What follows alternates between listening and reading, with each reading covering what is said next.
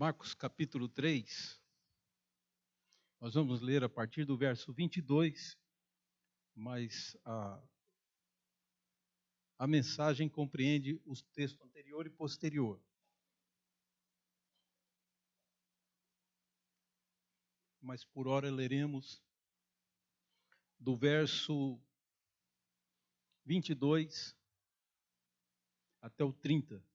Assim diz a palavra de Deus. Os escribas que haviam descido de Jerusalém diziam: ele está possesso de Beelzebu, e é pelo maioral dos demônios que ele expele os demônios. Então, convocando-os, Jesus lhes disse por meio de parábolas: como pode Satanás expelir a Satanás?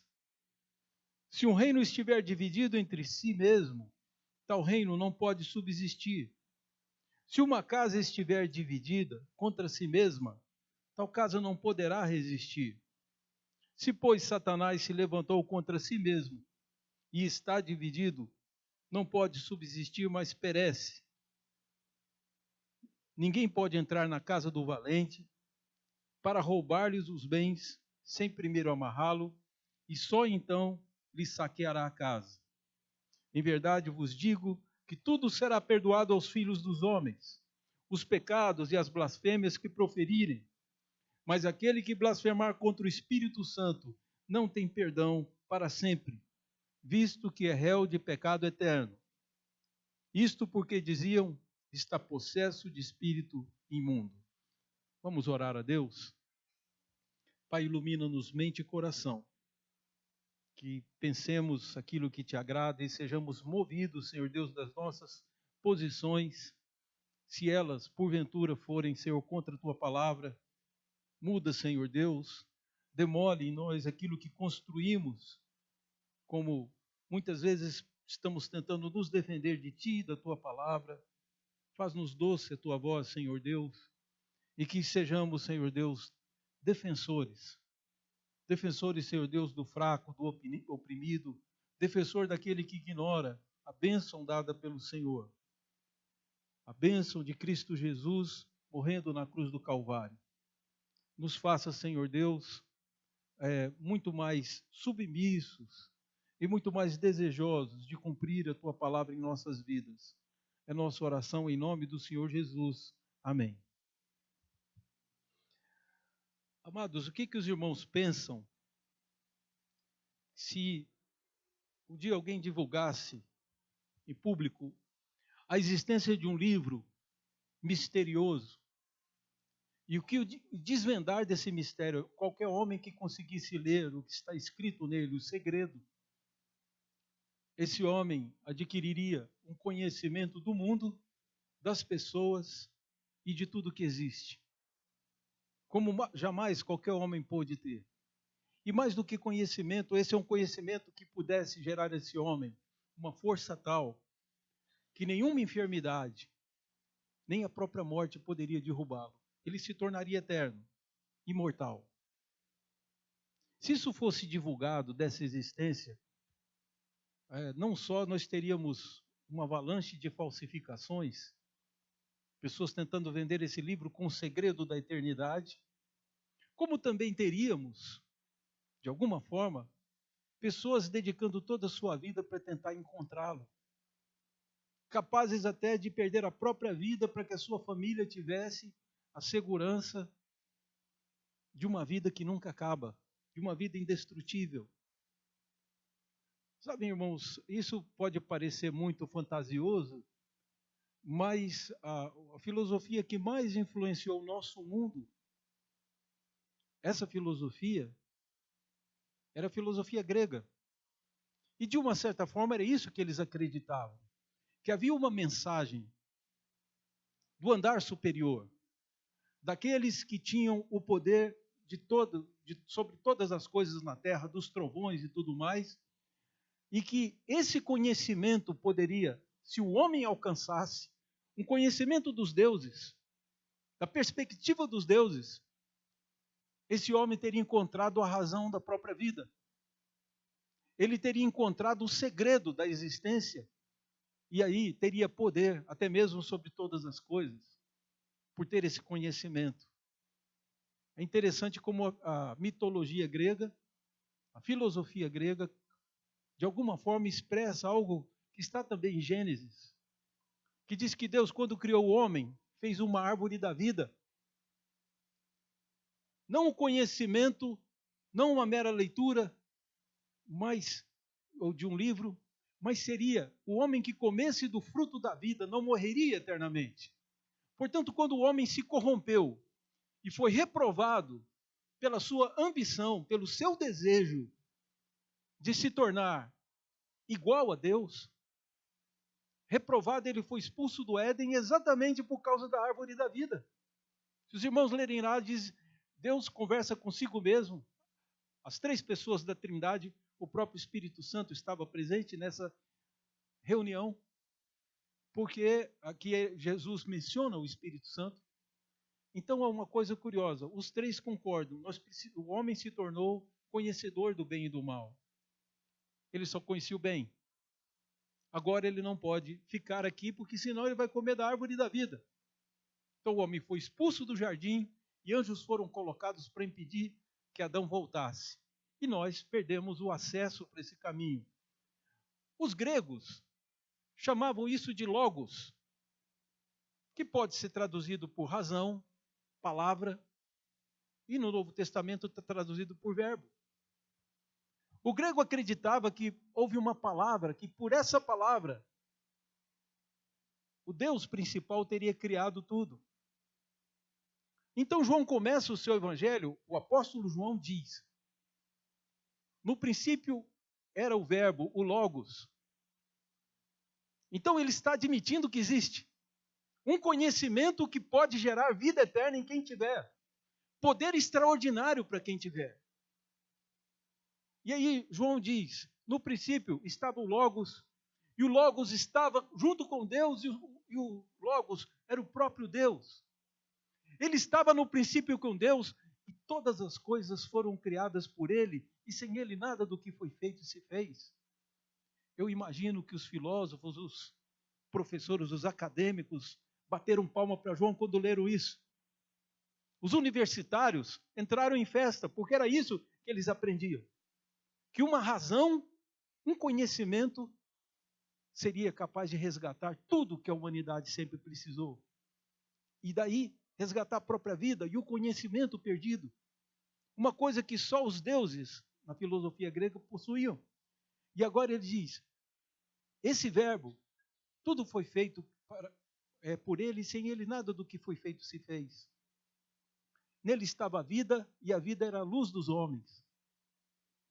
Mas lá no versículo 14, o apóstolo João compra uma briga com a filosofia grega, porque ele diz, e este verbo se fez carne. Ele recebeu carne, recebeu um corpo. E ele habitou entre nós. E vimos, João fala dele e dos outros discípulos, vimos a sua glória, glória como a do unigênito do Pai.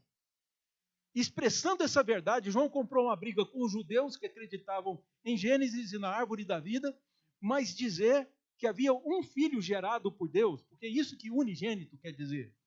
Filho único pode ser um filho adotivo, mas unigênito é um filho gerado. João está dizendo que Deus gerou um filho. Isso aí era absurdo para o hebreu. Também era absurdo para o grego, porque Platão dizia que o real era o mundo das ideias. E agora vem um homem usando a história do logos, do conhecimento, e simplesmente coloca que esse logos se fez carne, teve um corpo. É nessa perspectiva, queridos, que nós devemos andar. Existe vida eterna, sim, e ela não está longe, não é difícil de ser alcançada. O conhecimento da vida e da razão de estarmos aqui, de onde viemos, quem somos, qual o propósito da nossa vida e para onde iremos, são as perguntas existenciais que os gregos tentavam responder, tentar achar a resposta. A árvore da vida, que perdemos o acesso, Deus devolveu o acesso quando Jesus nasceu como uma criancinha E desde que estava no seu braço, no braço da sua mãe, e até antes de ter nascido, Jesus gerava salvação. Salvação do grande juízo e da destruição que esperam todos os homens. Isso está no início do Evangelho de João.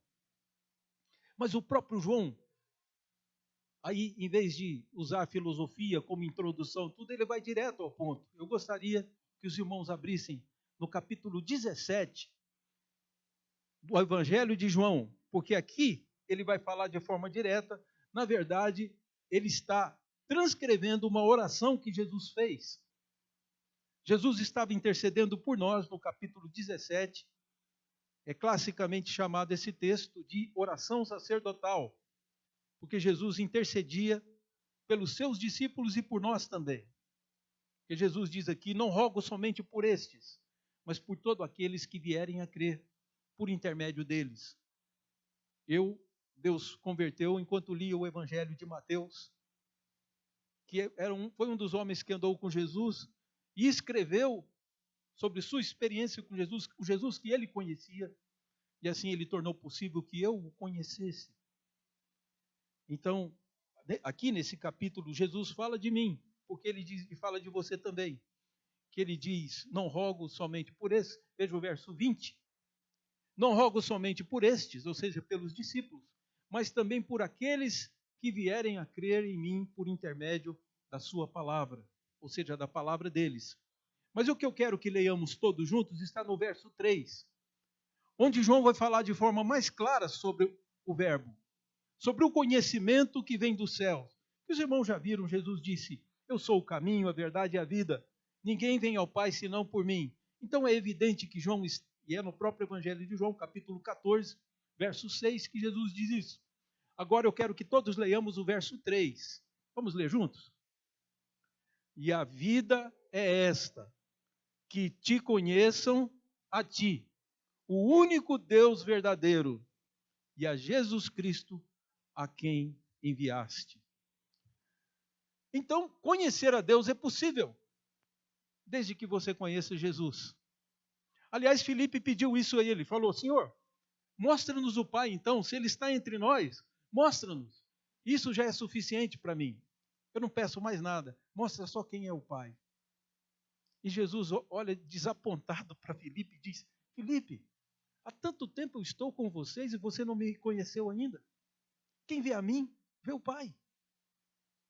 Creia, se não pelas palavras que eu digo, creia pelo menos pelas obras que eu faço. Então Jesus era Deus conosco, como disse Mateus, e como disse João também, que o Verbo se fez carne e amou a sua tenda, amou a sua morada entre nós. E é disso que esse versículo fala agora.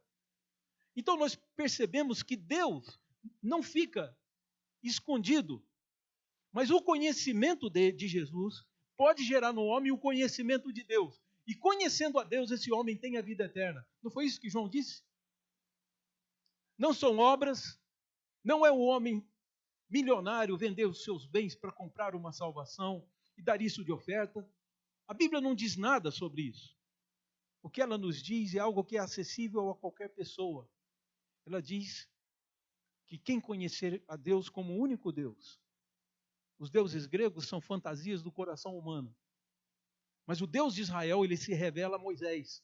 E Moisés nos passou essa revelação, portanto Deus pode ser conhecido. E não somente conhecer esse Deus, mas conhecer Jesus. Porque quem conhece Jesus, conhece. João fala isso lá nas cartas dele, ele diz: quem tem o filho, tem o pai. Quem não tem o filho, igualmente não tem o pai. Então é tão forte isso nas Escrituras, que o homem pode conhecer a Deus. É o caminho de volta para o Éden. É o caminho de volta para a alegria, para a felicidade, para a vida. É o conhecimento que liberta o homem. Jesus disse: se vocês permanecerem na minha palavra, aí vocês vão conhecer a verdade. E conhecereis a verdade, e ela vos libertará. Se o Filho vos libertar, vocês serão verdadeiramente livres. Então, essa notícia não vai para jornal nenhum. Aliás, o inimigo, o homem inimigo de Deus, inclusive, tem usado os meios de comunicação para dizer que isso aqui é um livro comum. Foram inventados outros livros religiosos em cópia dos hebreus. os muçulmanos elegeram um livro, eles creem que há verdades aqui, mas o livro da sua fé é o Corão. Há tantos livros sagrados dos indianos, da religião hindu, que dizem que não, um homem em uma vida, ele não tem condição, não tem tempo para ler tudo o que está escrito ali. Essa é a perspectiva que nós precisamos ter. Que o inimigo coloca as coisas no nível da Bíblia, ou inferioriza a Bíblia, exatamente para que você não tenha a vida eterna, porque ele quer a sua destruição. Como disse Jesus, ele é assassino desde o princípio e mentiroso. Então, o que vem vindo são mentiras para tentar desacreditar. Mas esse livro que traz um conhecimento, que te faz ver o mundo com os olhos que você precisa ver, que tira a venda dos seus olhos para dizer para que esse mundo foi feito. Esse livro, que quem tomar conhecimento do que está dentro dele tem vida eterna, existe. Os jornais não vão divulgar, mas eu estou dizendo para você, está aqui. Se você conhecer a Deus, o único Deus, e conhecer Jesus, você está salvo da grande destruição que está por vir. E é aí que nós precisamos aproximar desse texto e entender o que aconteceu. Deus não vai se tornar conhecido de todo homem. Alguns passaram junto dele. Alguns olharam para ele. Alguns viram até Jesus fazer milagres e nem por isso creram. Porque a salvação não é de quem quer ser salvo. Nem é de quem corre atrás dela. O apóstolo Paulo diz, a salvação não é de quem quer, nem de quem corre. A salvação depende de Deus querer usar a sua misericórdia. Se Deus usar a sua misericórdia, pronto. Então, para conhecer Jesus, queridos, e esse texto vai nos mostrar isso, para conhecer Jesus e saber quem Ele é, interpretar Jesus, eu preciso, na realidade, é possível isso sim, mas é preciso conhecê-lo. Conhecê-lo a partir da sua revelação. Eu preciso que o Espírito Santo me revele. Não é para todo mundo. A árvore da vida não está aberta a todos. Todos os que quiserem virão, mas nenhum homem quer. Então é preciso que o Espírito Santo opere no coração dele o querer. E aí o realizar.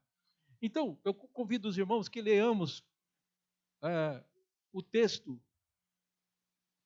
que está aqui antecedendo, os dois versículos que antecedem, o 20 e o 21, para os irmãos verem que nem os parentes de Jesus tinham entendido Jesus. Verso 20. Então ele foi para casa, não obstante, a multidão afluiu de novo, de tal modo que nem podia comer. E quando os parentes de Jesus ouviram isto, saíram para o prender, porque diziam, está fora de si. Vejam só que os próprios parentes de Jesus não tinham conhecimento dele. Olha que coisa interessante. Ouviram dizer que Jesus estava sem comer, então foram lá prender Jesus. Parece que tem gente querendo prender Jesus até hoje. Mas queriam prender Jesus porque simplesmente ele não estava cuidando de si mesmo, ele estava sem comer. Ele priorizou outras coisas. Então nós podemos entender que os parentes de Jesus não entenderam. Quando Jesus estabeleceu o cuidado de Jesus, eles não entenderam. Por que eu posso entender isso? Sabem por que Jesus ficou sem comer? Não é que ele tinha prazer nisso. Imaginem um povo ignorante, pobre, maltratado, subjugado pelo Império Romano. Aquele povo pagava imposto. Se não pagasse, poderiam ser presos e até castigados pelo Império Romano, ter seus bens apreendidos, suas propriedades tomadas pelo Império Romano, porque a Receita Federal dos romanos tinha um método. Você pagava por cabeça. Isso era até uma artimanha do inimigo, porque o povo de Deus ia pensar em ter poucos filhos.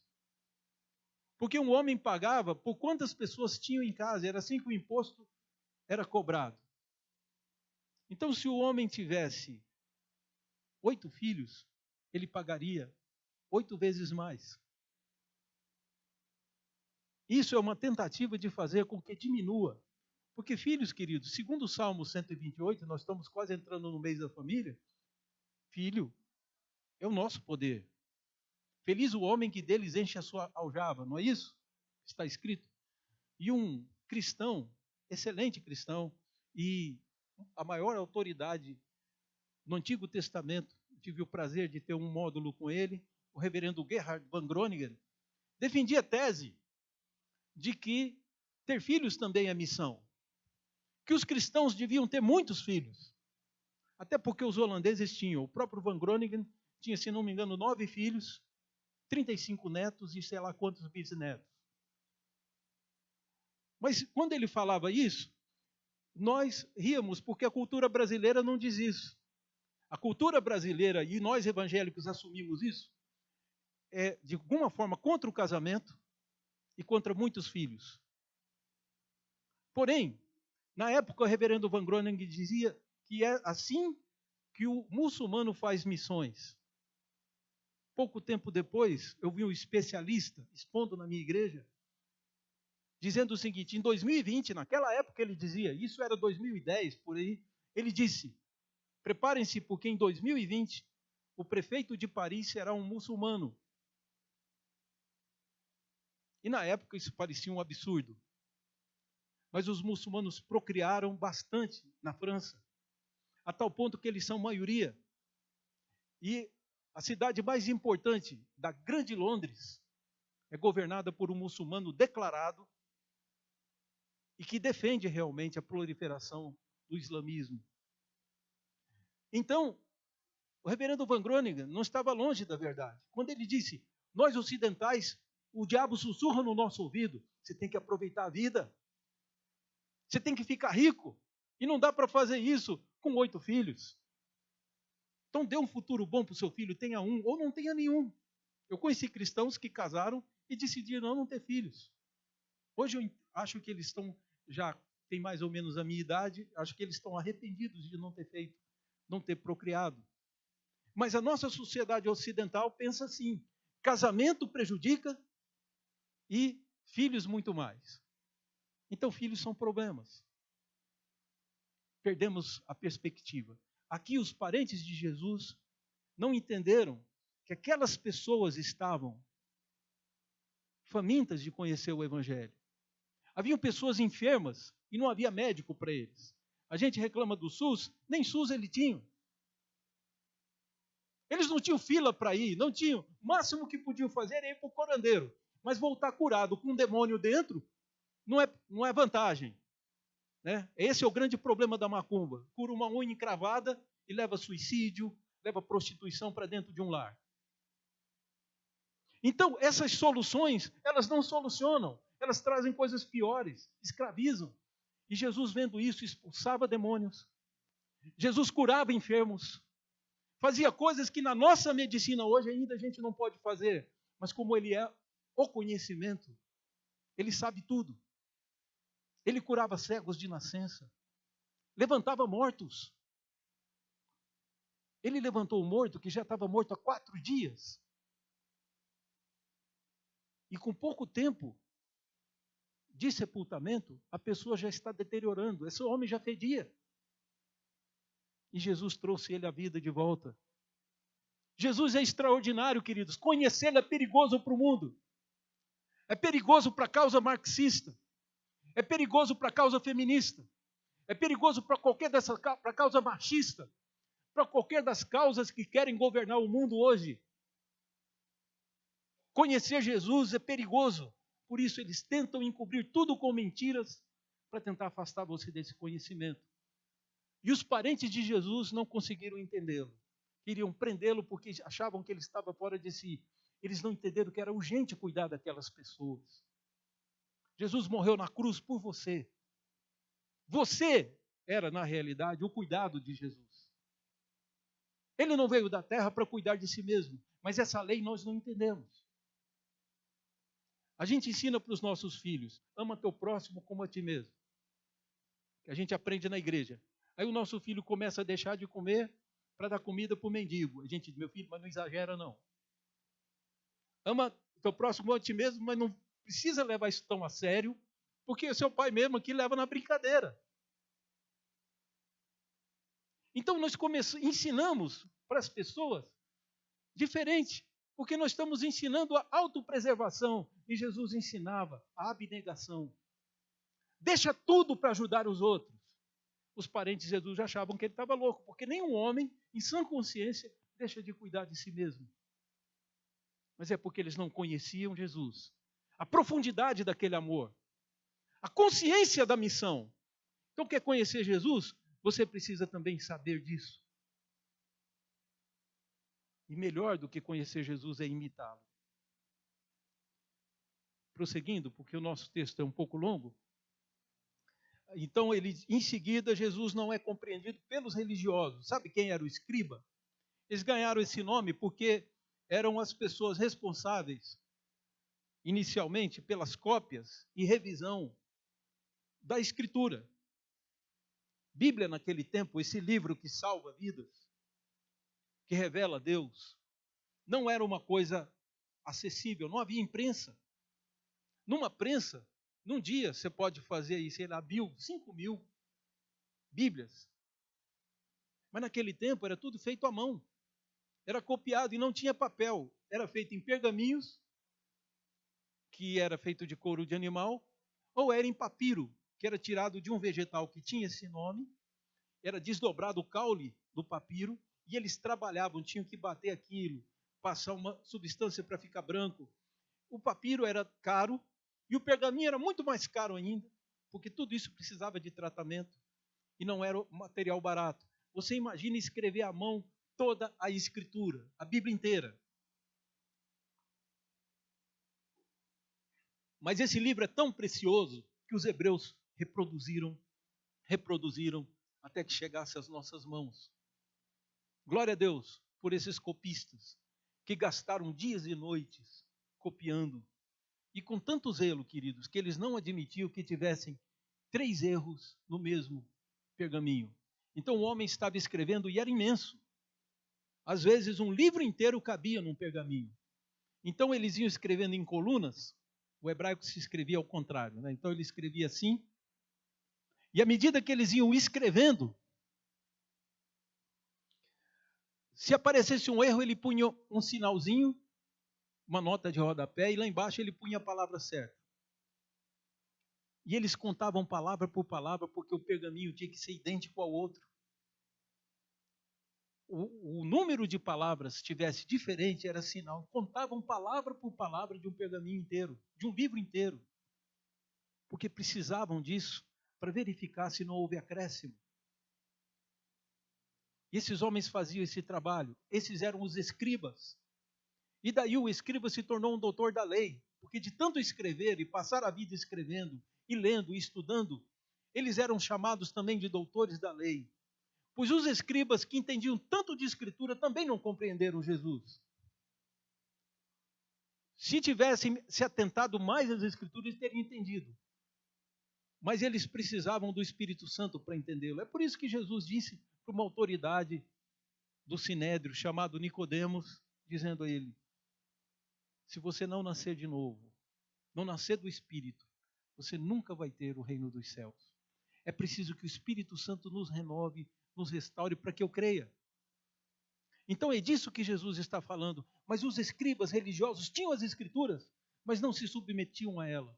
Eles consideravam a Bíblia como propriedade deles. Assim como há pessoas que prejudicam a obra de Jesus porque acham que a igreja é propriedade deles.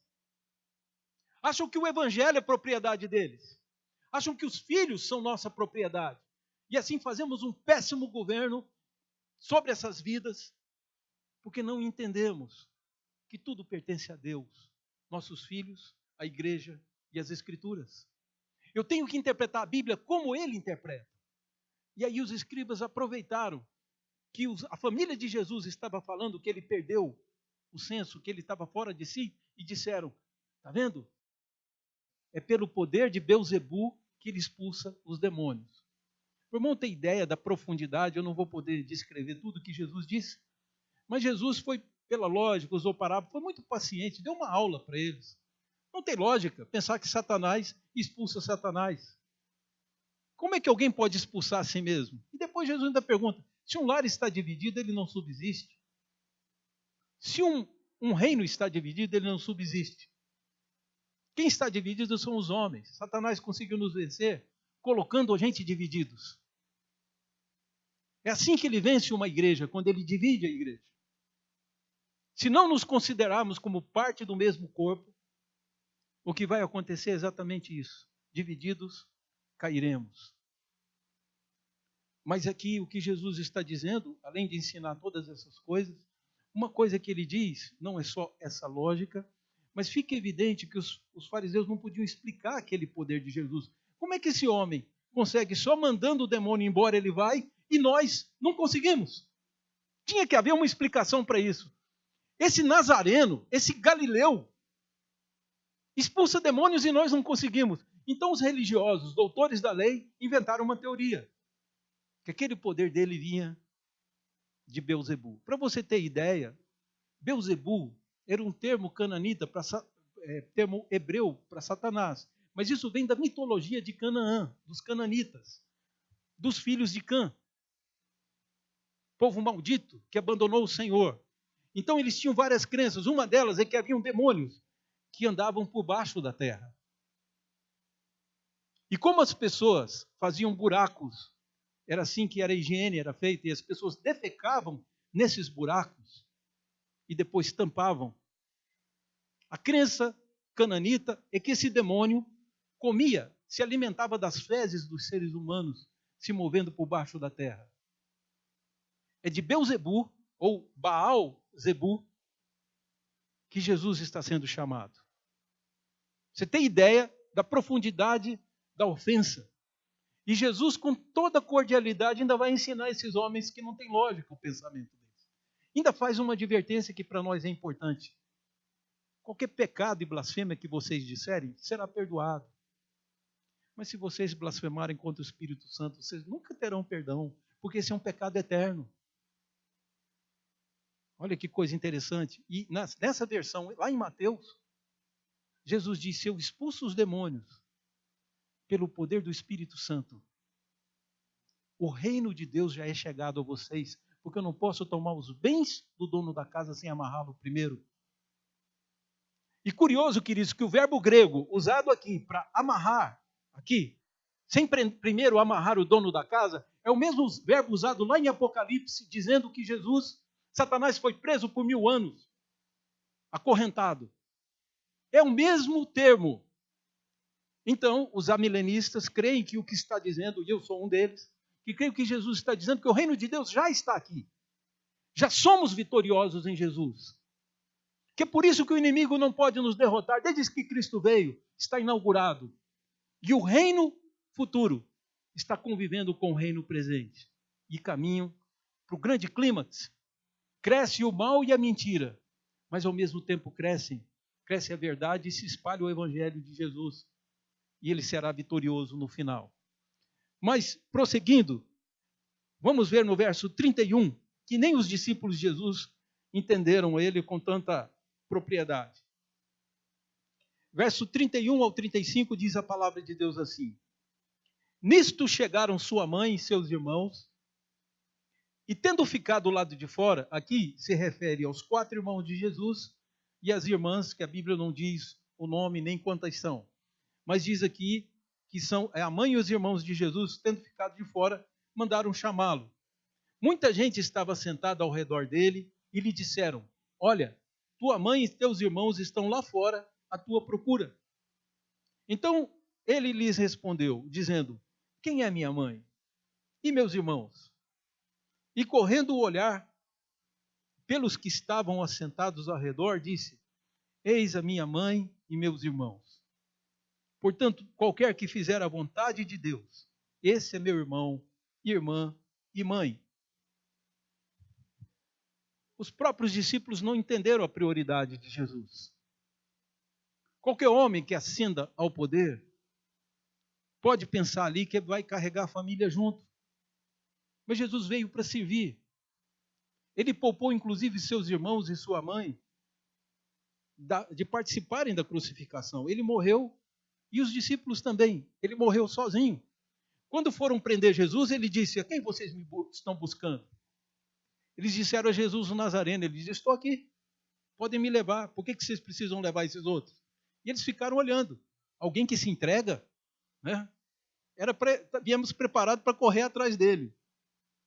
E Jesus disse: eu já disse a vocês, eu estou aqui. Deixa esses irem embora, vocês só querem a mim. Então Jesus poupou todo mundo. Ele foi para a cruz sozinho, foi solitário. Mas Jesus estabeleceu como sua prioridade as pessoas que ouvem a palavra do Pai. Ele não veio aqui engrandecer o nome da sua família. Não veio nem mesmo exaltar o nome de Davi, ainda que Davi tenha sido exaltado pela vida dele. Mesmo assim, nem de Davi, nem de Abraão, Jesus veio servir. E era isso que ele fazia, estava ensinando, e as pessoas não entenderam, pensaram assim: não, prioridade é a família.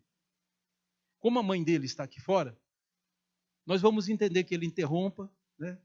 Que o pastor José depare o sermão e diga: irmãos, da semana que vem eu termino, que minha mãe acabou de chegar. Já imaginaram isso?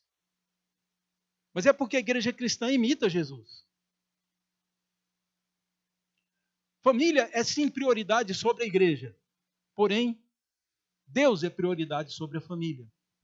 Se alguém não se entrega a Jesus para poupar sua família de um sofrimento, de uma decepção, se alguém não vive com Jesus sem abandonar o que fica, o próprio Jesus diz: não é digno de mim.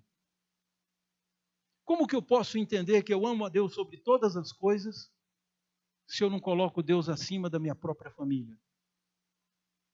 Então eu não amo acima. Mas há mulheres que amam mais seus maridos do que o Senhor. Isso dentro das igrejas. Há maridos que amam mais as suas esposas do que o Senhor. Há mães que amam seus filhos mais do que amam o Senhor. Há pessoas que amam mais sua profissão do que o Senhor. Há pessoas que amam mais o dinheiro do que o Senhor. Mas Jesus disse: qualquer que cumprir a palavra do meu Pai, esse é meu irmão, esse é minha mãe. Em outras palavras, diz: eu não vou interromper, minha família está aqui. A família de Deus é a minha família. São as palavras de Jesus para que nós possamos entender a profundidade do que Ele está nos ensinando. Então, quero encerrar, queridos, dizendo uma palavra de Jesus.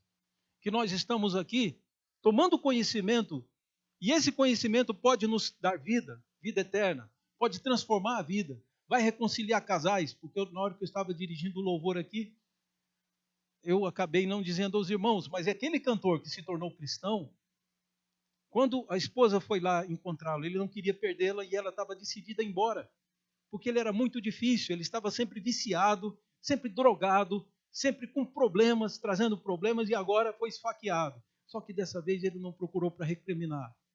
A sua esposa procurou para orar com ele e para falar de Jesus. E aí, B.J. Thomas, isso ele mesmo contando, se entrega ao Senhor Jesus e reata com a sua esposa. Estão casados até hoje.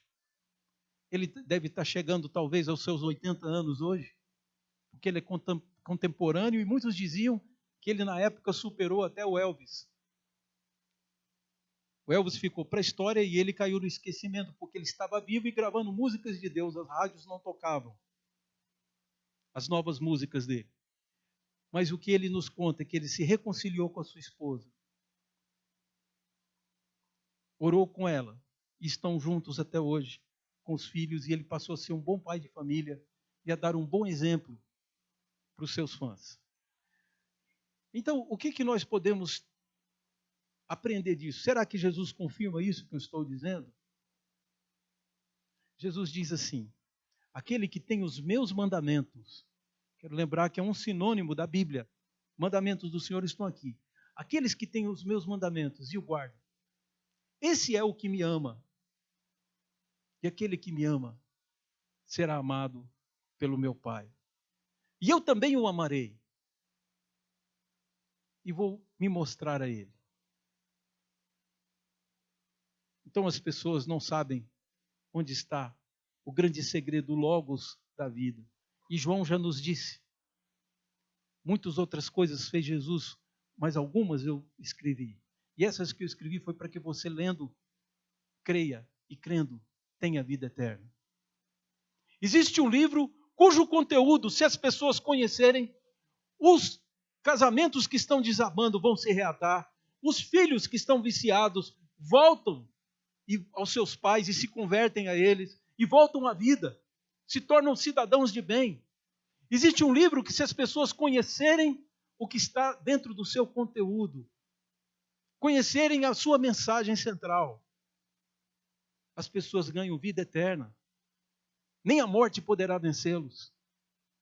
Mas só não se divulga isso por aí. Esse livro não é tão misterioso como pode parecer. Ele está aí diante de você. Leia a Bíblia. O Senhor fala por ela. Você vai ouvir Deus falando com você. Né?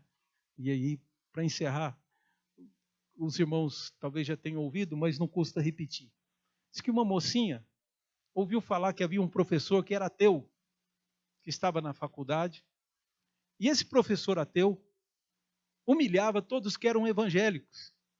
Então era o primeiro dia de aula numa escola nova, e ela já entrou na sala, todo mundo avisou, e ela, como cristã, sentou lá e falou assim: se ele descobrir, ele acaba comigo. E aí o professor ateu entrou e disse assim: tem algum evangélico aqui? Primeira pergunta que ele fez. E uns 3 levantaram a mão. Ele olhou para a moça e disse: então você é cristã? É. Sou. O que é a Bíblia para você? E a moça disse: é a palavra de Deus. Interessante, porque eu já li a Bíblia algumas vezes e ela não me diz nada.